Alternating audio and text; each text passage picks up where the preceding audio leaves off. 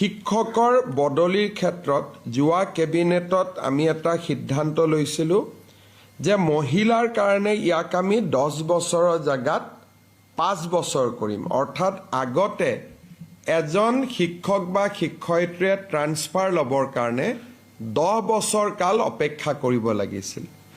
এতিয়া আমি শিক্ষয়িত্ৰীৰ ক্ষেত্ৰত ইয়াক 5 বছৰ কৰিলোঁ, কিন্তু বহুত শিক্ষকেও আমাক আপত্তি কৰিছিলে। সেইকাৰণে আমি শিক্ষকৰ ক্ষেত্ৰত ইয়াক 7 বছৰলৈ হ্ৰাস কৰিলোঁ।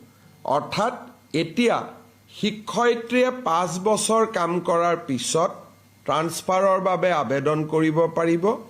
শিক্ষকে 7 বছৰ কাম কৰাৰ পিছত ট্ৰান্সফাৰৰ কাৰণে আবেদন কৰিব পাৰিব।